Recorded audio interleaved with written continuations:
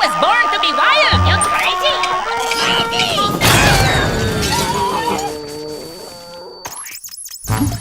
Is that all? Let's do it then, Double D. Give me your best shot.